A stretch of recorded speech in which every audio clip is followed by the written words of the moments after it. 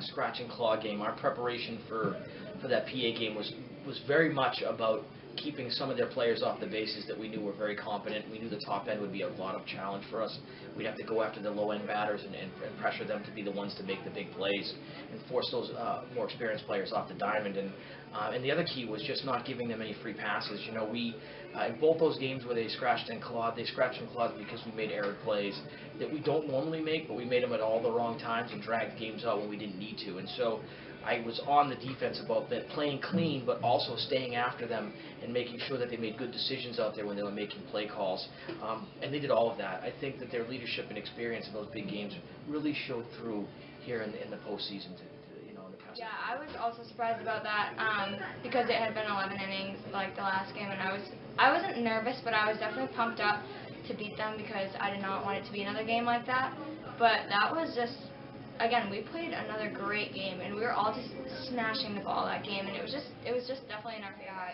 We just went into the game wanting it more for ourselves and the road to redemption and knowing that what it's going to take to get back to the championship game, and it's to be aggressive and it's to be selfish and it's just to be just a winning team. And I definitely believe that I was very shocked that we could win that much without them. Yeah, we were ready to go in there and fight for the win, so it was really surprising to just beat them so handedly. I was shocked, and it felt really good because we've been playing Pembroke for years, and I don't think we've ever beat them that handedly. Our Wednesday's game against Oyster River gave us even more momentum than we had, and so as soon as we got to the field, we were ready to go. And I think our momentum helped our talent, but I think like if Wednesday's game wasn't that type of game, I don't think Saturday's game would have been as intense as it would have been if we didn't have that kind of game before that.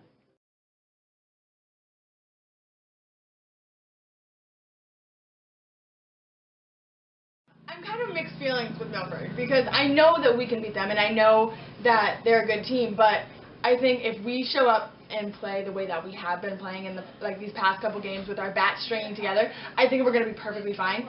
But I think if we show up there nervous and, you know, letting the big crowd and the big stage of SNU get to us, then I think we're going to be in trouble. But I mean, Milford's good, but I think we're better, and I think that we can definitely beat them. I'm glad that we're playing a team that we really, I mean, I want to beat any team, but we especially want to beat Milford, so I think that gives us even, like, more intensity in the game. I'm glad it's Milford. I love playing them. It's always a tough game. No, they definitely work for it. Their bats are, like, crazy good, and especially when they're on, but when we shut them out the last game, like, they only had, like, 3 hits on us, and that was, like, the least they've had ever. And so that was a huge game for us, which I'm hoping we could come out with again. But, yeah, I'm really excited to play them again. I'm just kind of, like, angry that we have to play them. Not because, like, I don't want to, but it's just because, like, we lost to them, we won to them. It's like, now what's the third going to be? We definitely have a lot of history with Milford, and then we played them last year in the quarterfinal game, and that was a very intense game. I think it went 9 or 10 innings, and so we always know what to expect with them, a good game. Like, and they beat us once this season, we beat them once. So we're both out for blood. Like, we just gotta leave it all out there, have a great game. If we keep hitting the way we have been, I'm confident, but like, that we're going to go on cocky? I'm ready. I am just ready. Like, they won once, and then we won once, and I know that both of us are going to want it. We're both going to want it out for one another. But I believe that staying positive and staying calm and not swinging for the fences and not swinging for triples. I think just making contact with each and every pitch. I think that's what we can do better than Milford, and I think that we are so ready to have this and to win it all that I believe that Milford isn't scaring us right now. This really boils down to, we already know everything about one another. There's no mystery about what they're going to do. They know what we're going to do. It really boils down to who's going to have the best day, who's going to make the fewest errors, who's going to find the grass the most with the ball. If we have those moments, if we make the fewest errors, if we make the biggest plays out there, we can come away with a win. And that's really what this is going to be about. And I think it's important that the teams that go out there and settle quickly are going to be way more successful in the Final Four. And this is our third trip in 4 seasons. So some of these girls have been here many, many times. But I feel like this is probably the first time that they've been the most prepared. Last year when we got there, we were very nervous. We were very nervous because we had fallen short the year before, and there was a lot of pressure and stress on that group, and they felt like they were better than that and that they deserved it the year before. And so, there was a lot of emotion in that game, more than there needed to be in the Final Four tournament for us. So this year, I feel like we're just very calm. There's a calm storm sort of brewing in these girls, and they know what they have to do, and they just want to go out there and play. And there's very little instruction that needs to take place at this point. They just need to settle. I remember last year when Nicole Nanoff, I ended up hugging her and bawling my eyes out when we got to the Final Four, but she was like, "Why are you crying?" And I was like, "You've been here before and I haven't." So it's one of those things that's everybody has their first kind of a thing. So, but now that I've had my first, I'm just pumped up. It doesn't even feel real at this point because we've been working so hard to get to this point, and I know I had never stopped thinking about that championship game last year that we, didn't do so hot. So the fact that we're one step closer to getting back to where we are is just so rewarding, and it feels really good to think that we've worked hard and it's rewarded us. The fact that we've been to SNU multiple times, I think that's definitely going to help us because I remember going there, and even last year it was just that first game at SNU was really overwhelming, but the fact that this will be third time in a row going there, it'll be like a third game there. I'm hoping the pressure doesn't get to us about that. I think it's definitely helpful because I know last year going to the playoffs, I was so nervous. I was wrecked, especially when we got to SNU. I was freaking out. And then this year, I'm definitely a lot more relaxed, and I'm excited to go to SNU and play there again because it's a lot of fun.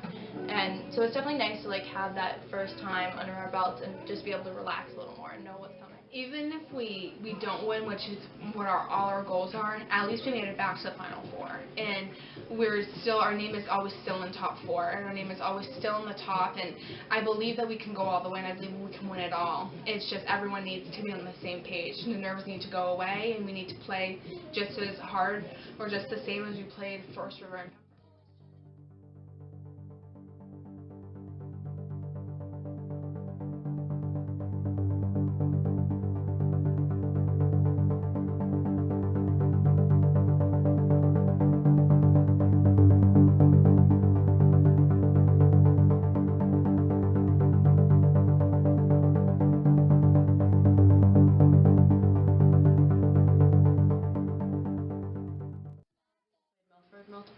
and multiple times in past seasons, and the fact that we had already been to SNU, I know myself I wasn't nervous, and I don't think there was a nervous feeling in our dugout and on our team, but I think once the delays started happening and we were waiting a long time, I think everyone's nerves started to shoot up a little bit. I think there was a little bit of nerves because everyone was kind of a little bit quieter. We weren't it wasn't the same as when we're home. Everyone's up and getting excited, and it was also a little weird because it was raining and we were kind of stuck in the dugout, and everyone was a little bit nervous because we were are we gonna get our warm up in time and stuff like that. So. And the skies open up, they tarp the field, we stop, we start, we stop, and it just threw us out of a routine. It threw us out of our schedule. By game time, you would never have known that the field had been tarped and that there was a significant amount of water on that field. They did a great job at the complex, but it threw us out of rhythm, and it made it hard for the girls to settle.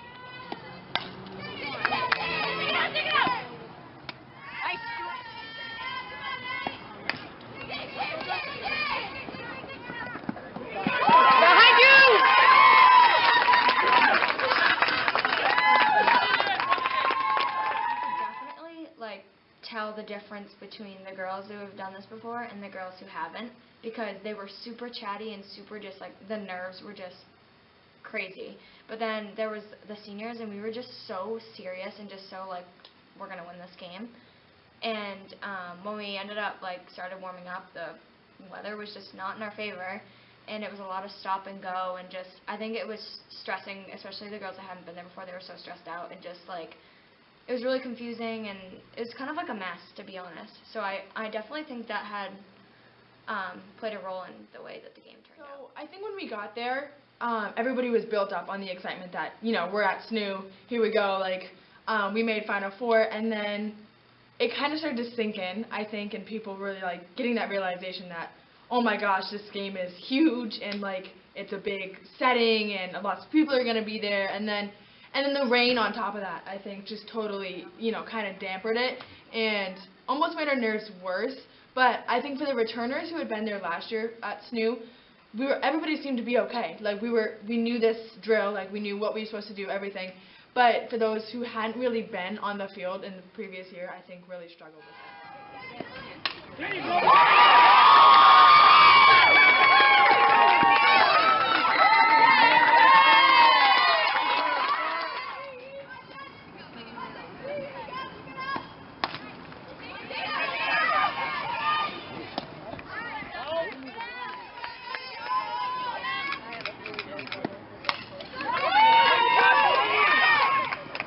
Nice. Go, go, go, go, go. Get there, Kate!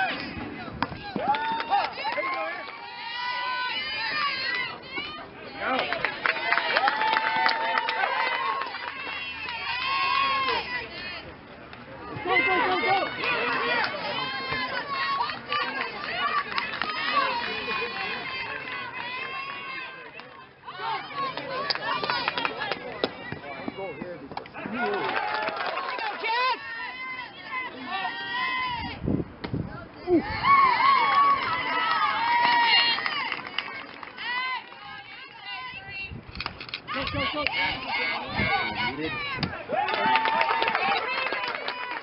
We went to the shortest part.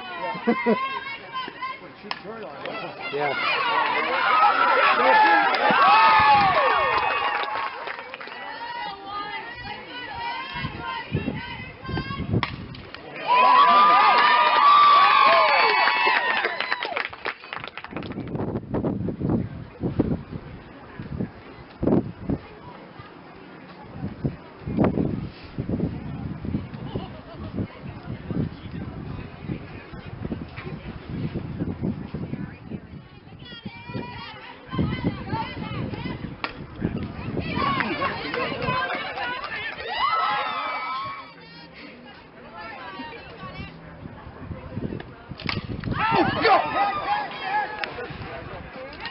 Nice job, Ellie!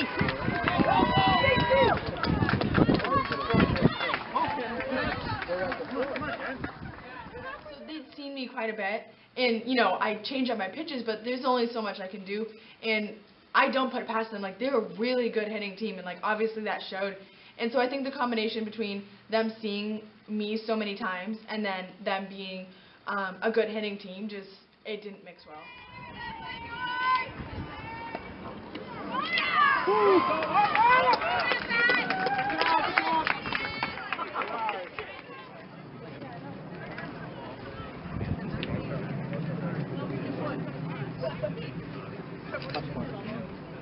Tough spot to come in.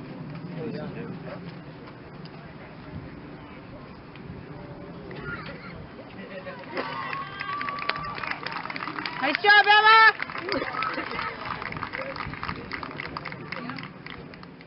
For Goffstown, number 15, Anna Strong. Come on, Anna!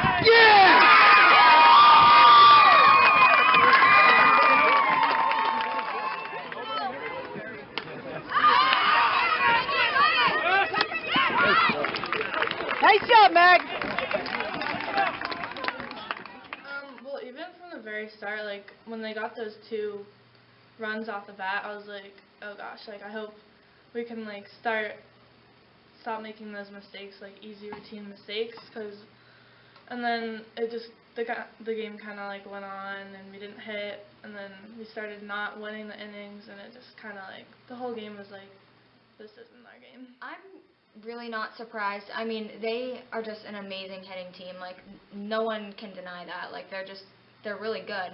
And I don't think we matched our hitting to theirs for sure, which played a huge factor in the score for sure. Because most of our team girls were hitting, but we weren't stringing hits together like they were. And theirs, they were just so fired up, and it was just like boom, boom, boom, and they were just like going and going. So I think they had it rolling, and we just had a really hard time getting it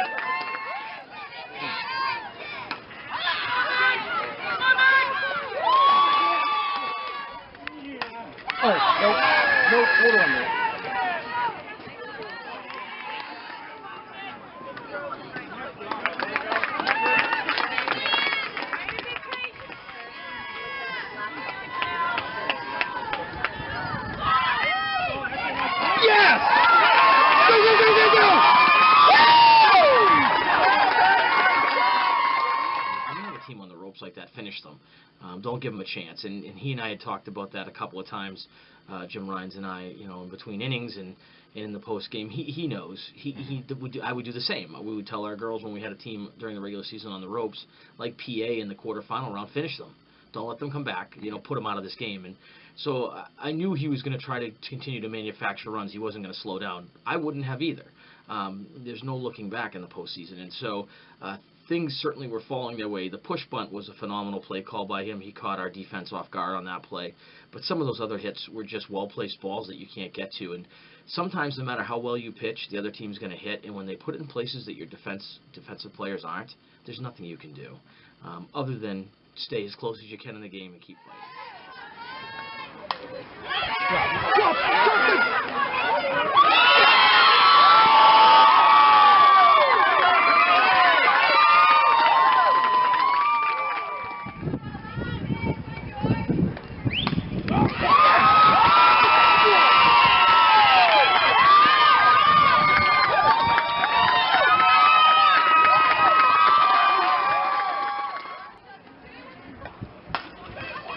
Go,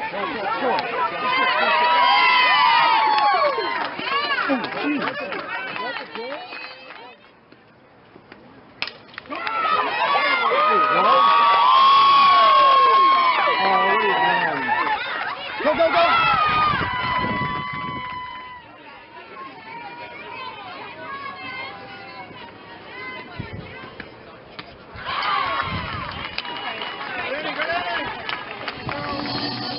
It is, because you work so hard, and the past 2 games before that, we were hitting great, and we were doing well, and me and Anna were shutting people down, and everybody was connecting, and we just had the whole momentum going. And then getting to that game, it just felt like we were squished and deflated, and nothing seemed to go our way. And we just, even in that last inning, we're like, okay, 2 outs, we can get out of this. And it took forever to get out of it, just because they just kept dropping those hits.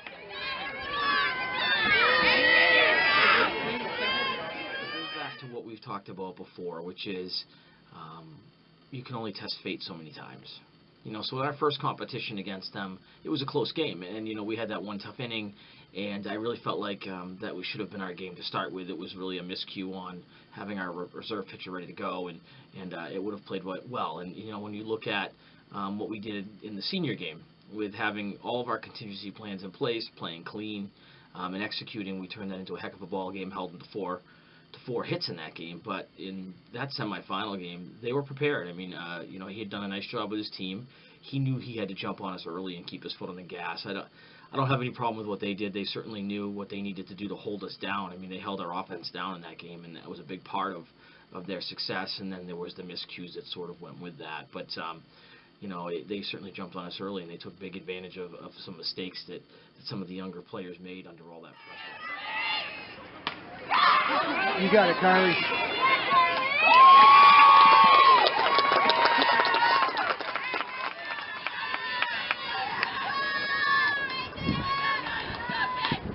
Go get it!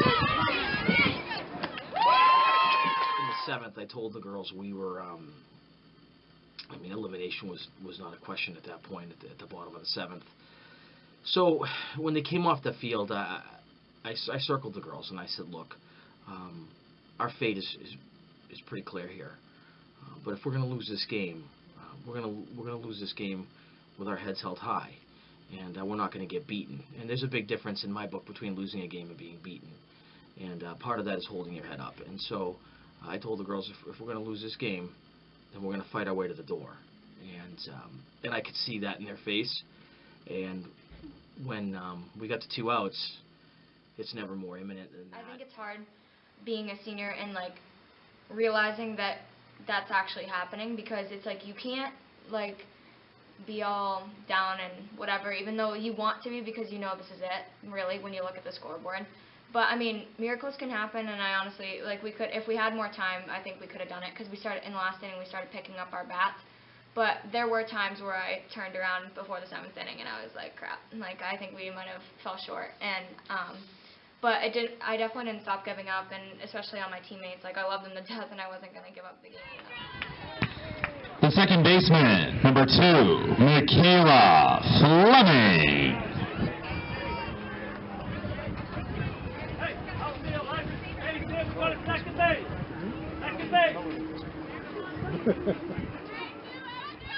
CK come to the plate was kind of an interesting moment for me, because I thought, wow, it's all started with her and I, you know, in moments like this, and it's going to probably end right here with a moment for her and I. And so I took the opportunity to go back down that line again and talk to her. And similar to what I had done in senior night, you know, when I knew it was her last at bat in that game. And before I got to her, there were tears in her eyes, which didn't help me. You know, and I had my sunglasses on, so it spared me a little bit of embarrassment from the crowd. But, you know, I had tears in my eyes, too. And I just, you know, we sort of had a moment there initially where we didn't say anything to each other. We were just sort of talking without talking. And I told her that, you know, it didn't matter what happened in that at-bat, but that she should go up there and finish the fight.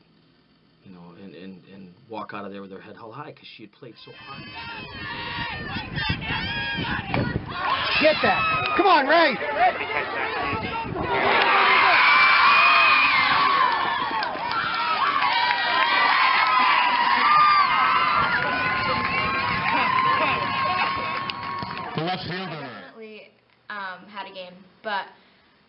every time I went up to bat or every time I had a play made to me, like, I did the absolute best I could, because I knew that looking at the scoreboard, this is probably the last time I was going to have an opportunity to play with these girls.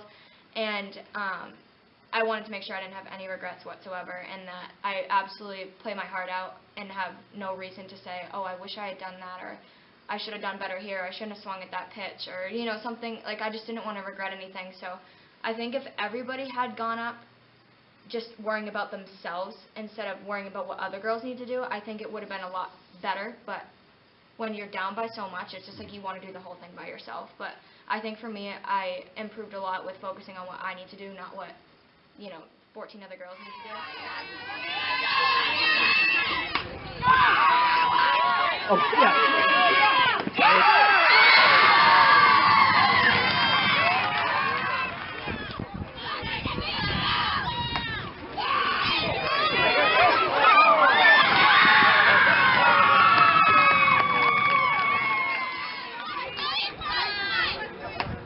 And that's it. Come on.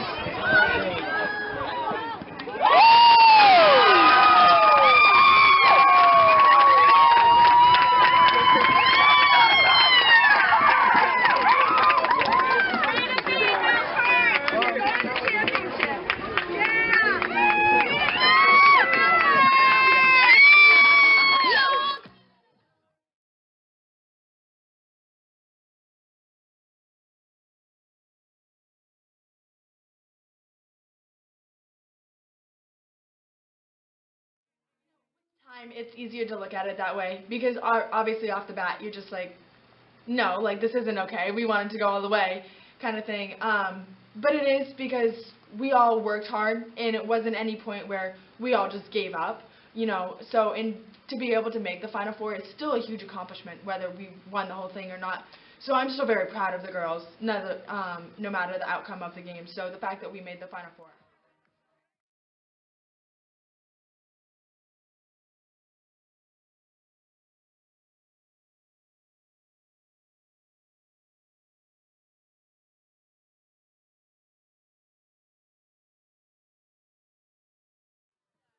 Definitely had a really successful year. Obviously, we came in second in the regular season, and I'm just proud of what we did.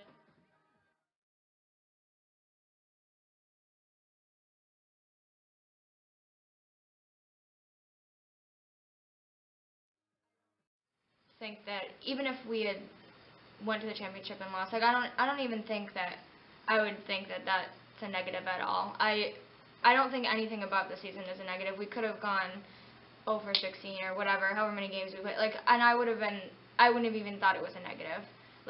Just being with these girls and having such great coaches and just doing this for so long is just a positive in itself. And I really don't think that any part of the season was a negative.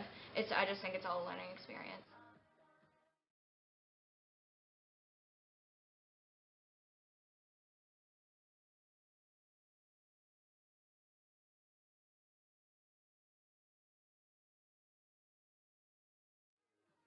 What we did this season, it still stings to lose in that semifinal game, but the way we came out this season and the way we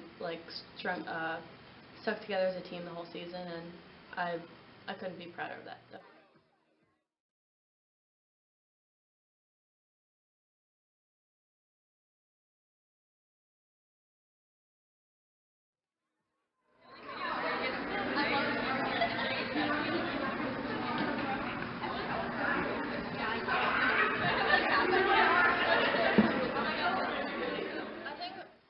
The whole time we've been really close to each other, but I think our friendship grew, and all the seniors we got together and we led the team together.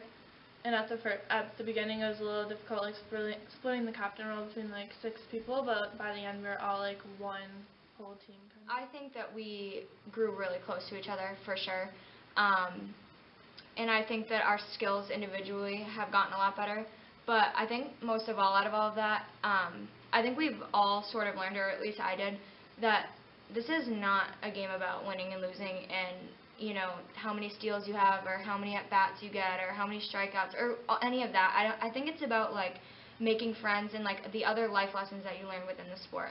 And I think that's something that I really was able to like grasp throughout the season and like learn different qualities about my life in the sport. I feel like our team just got more mature, and I feel like this was the first year where everybody on the team, everyone was friends, and everyone had a relationship with everyone, and I think we just like made really good relationships and friendships over the season, and that's definitely what I'm going to take away. I'd say that,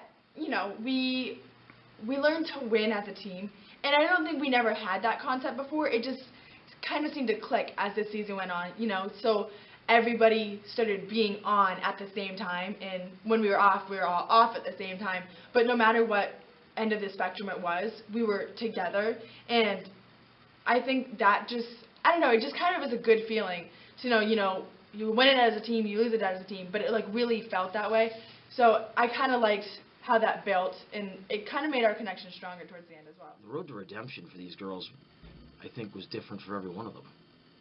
Every year the team set out to make it to the finals. They set out to be the #1 team.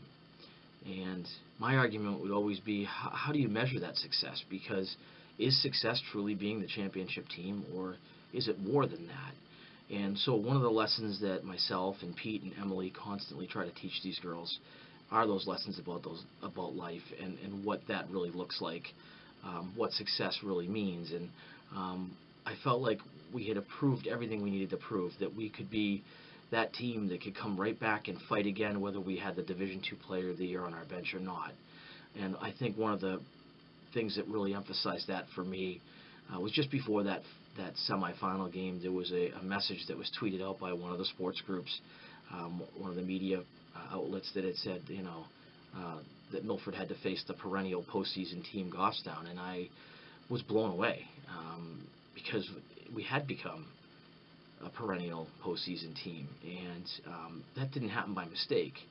It happened because these legacy players have built that program, and to see what they've done to be back to the Final Four 3 out of 4 seasons, and to return right back there and be 18-2 walking into the semifinal round didn't happen because we were just lucky. It happened because they have done amazing things. And so my point in talking to them before the postseason started was to let them know that they had really achieved everything they needed to achieve, and at this point it was about going out there and having some fun, because we knew it was going to end at some point. Now, if it had ended in the championship, that would have been great, but it still would have ended. So I needed them to understand what that real message was there, and I thought that they got that, and I thought it was really special that, at least if it's going to happen, it happened with us with our heads held high. This group of girls is extremely talented, and the JV girls that will come up and help fill in the shoes, I think, are also extremely talented. So I think they have to build more of that bond together. I don't think they'll be as close as we were this year, but I think if they learn to work together, learn to trust each other, and then just be confident in themselves, I think they can go really far. But I think they need all of those components to string together. But I'm really excited to see them play next year. I think next year is going to be just as great. We had a big freshman class come in this year, and they did really well on their JV season, and I'm really excited to see what they do next year. I think they're going to do good. I mean, it's definitely a lot of big shoes to fill, with 6 good seniors leaving, but I think we definitely have a lot of talent that are coming up, and I think they're going to do awesome next year. I love these girls to death, and I don't have any doubt in my mind that they could get exactly where we went to this year, or even further than that. They have so much potential, and they have all had a little bit of experience either before this or this year.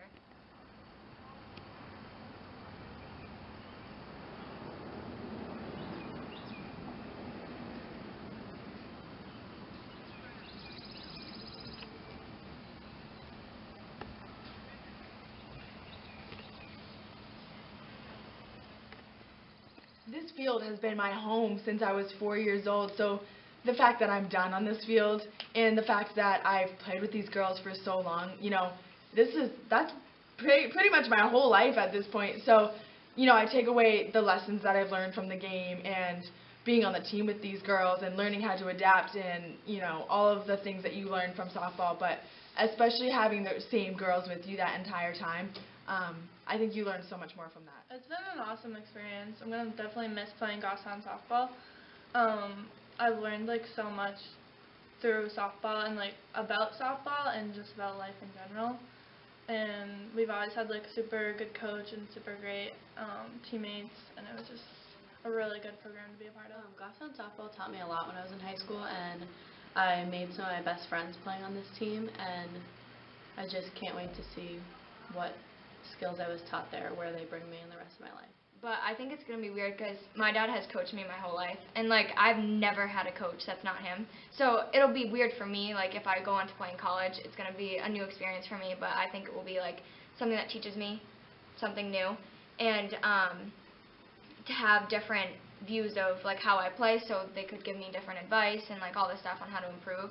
But I think it's going to be weird for him because he's always had me there and expects so much from me. It's just that it's going to be that like little empty space, I think.